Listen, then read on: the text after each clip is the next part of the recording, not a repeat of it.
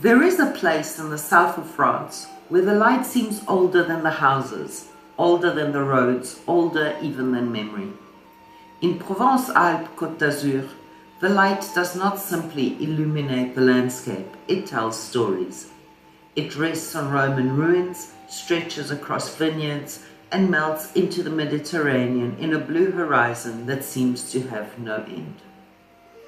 Many writers tried to explain this region, but perhaps one of the most beautiful descriptions comes from the Provençal writer Jean Giono, who wrote, "Ce qui compte n'est pas le bonheur de tous les hommes, c'est le bonheur de chacun." In Provence, happiness is something simple and personal. It is the sound of cicadas, the smell of thyme, the shade of a plane tree in a quiet village square. But this peaceful land has a long and complex history, and to understand Provence-Alpes-Côte d'Azur, we must travel back more than 2,000 years. The story of this region begins in 600 BC, when Greek sailors founded Massalia, the city we now call Marseille. It quickly became one of the most important ports in the Mediterranean, a place where Greek, Roman, and later medieval cultures met. Marseille is therefore not only the oldest city in France, but also one of the most historically important. In 125 BC, the Romans arrived and created what they called Provincia Romana, the Roman province, to protect their trade routes. This is where the name Provence comes from. They built roads, bridges, aqueducts and arenas, many of which still exist today, especially in Arles, where the Roman amphitheatre still dominates the city, and in nearby Orange, where one of the best preserved Roman theatres in the world still stands. After the fall of the Roman Empire in the 5th century, the region was invaded and ruled by several peoples, the Visigoths, the Ostrogoths, and the Franks. During the Middle Ages, Provence became a powerful country, and in the 12th century it was famous for its poets, the troubadours, who wrote and sang about courtly love in the Occitan language. This was one of the first great literary cultures in medieval Europe. In 1481, Provence officially became part of the Kingdom of France, but it kept its language, its traditions, and its strong regional identity. Even today, many street names, traditions, and songs still exist in Occitan or Provençal. And across this land, from the Alps to the sea, there is a wind that has shaped not only the landscape, but also the people. The mistral is the great wind of Provence. It blows from the Alps towards the Mediterranean, sometimes for days, sometimes for weeks, clearing the sky and creating a sharp, brilliant light that painters love and farmers respect. The mistral is so important that it appears in literature again and again. The Provençal poet and Nobel Prize winner Frédéric Mistral even took his name from this wind. He wrote in Provençal, the regional language, to preserve the culture and traditions of Provence at a time when French was becoming dominant. He once wrote, "Le soleil me fait cantar." Le soleil me fait chanter. The sun makes me sing.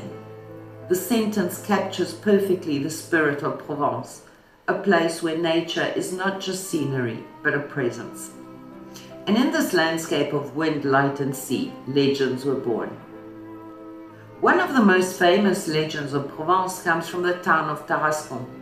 According to medieval legend, a terrifying creature called the Tarasque lived near the Rhône River. The monster had the body of a turtle, the head of a lion, and the tail of a serpent, and it attacked anyone who tried to cross the river. The people were saved not by a knight, but by Saint Martha, who tamed the creature with prayers and kindness. This legend is very important because it shows a different kind of heroism, not strength, but gentleness. Even today, the Tarasque appears during festivals in Tarascon, where a giant dragon is carried through the streets. Another important legend is found in Sainte Marie de la Mer. According to tradition, after the death of Christ, Mary Magdalene, Mary Salome, and Mary Jacob were put on a boat and left at sea.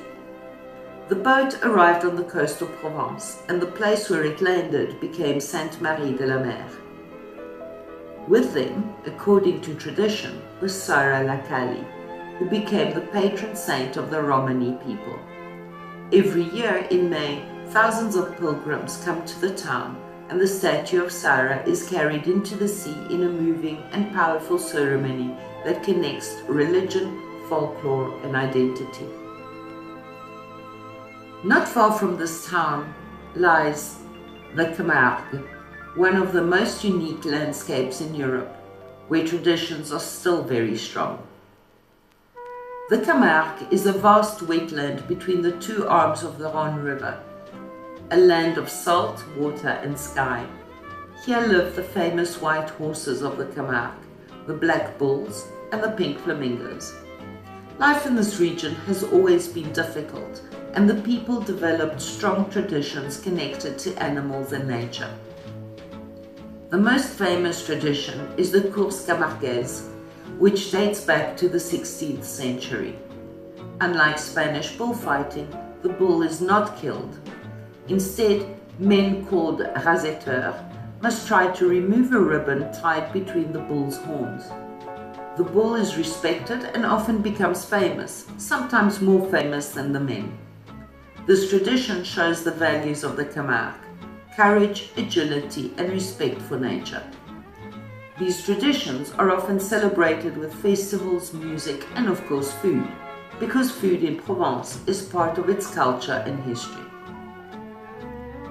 Provençal cuisine is the soul of the region, a reflection of the sun, the sea, and the land. It is simple but deeply flavorful, made with ingredients that grow naturally under the Mediterranean sky.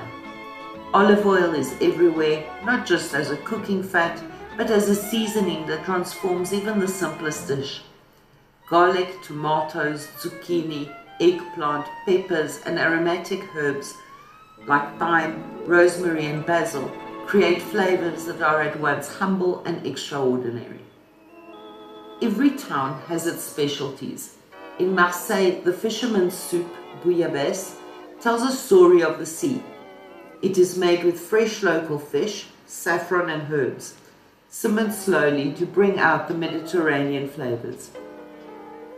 In Nice, the colorful vegetable stew ratatouille is a celebration of summer, layered with tomatoes, zucchini, eggplant, onions, and peppers, seasoned with olive oil and herbs from the surrounding hills.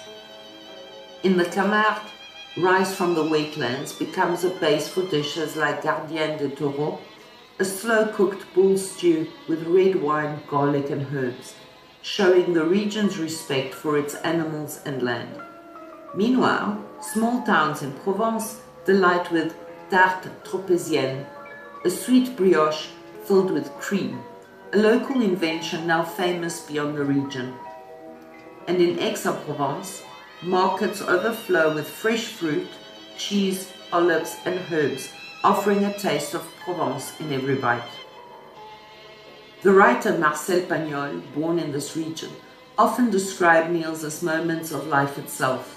In his stories, the table is a place of laughter, conversation, and connection.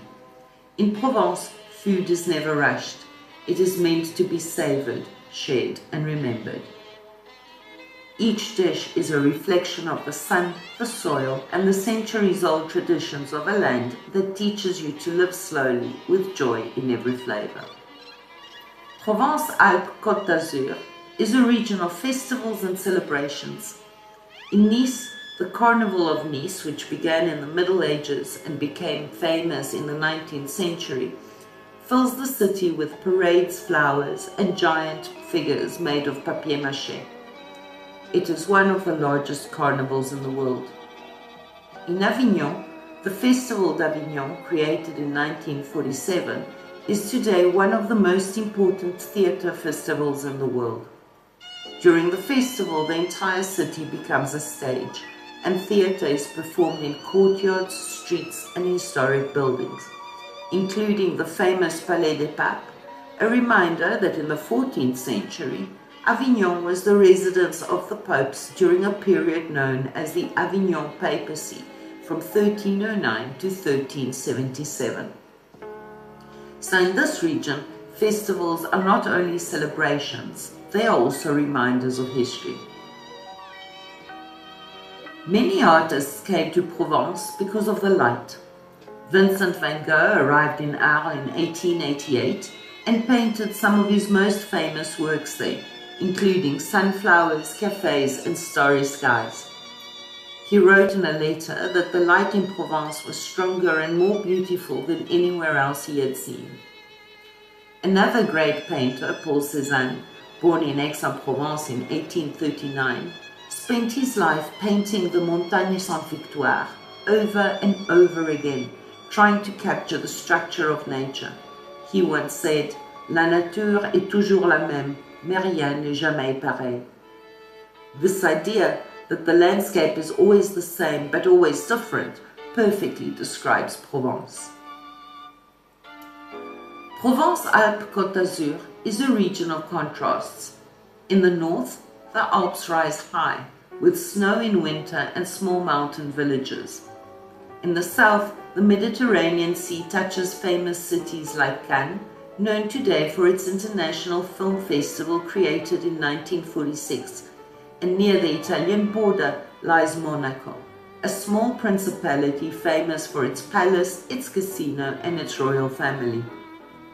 This region brings together mountains, countryside, wetlands, and coast, which is why its culture is so rich and so diverse. Un jour, Marie visite la Provence, dans le sud de France. Elle arrive à Marseille en été. Il fait très chaud et le soleil brille dans le ciel bleu. Marie marche près du port. Elle regarde la mer et les bateaux blancs. Elle entend les muettes et les cigales. Elle dit « C'est très beau ici ». Elle va dans un petit café. Elle commande un jus d'orange et une glace. Elle s'assoit, elle regarde les gens passer. Les rues sont vivantes et pleines de couleurs. Le lendemain, Marie prend le train pour aller à Arles.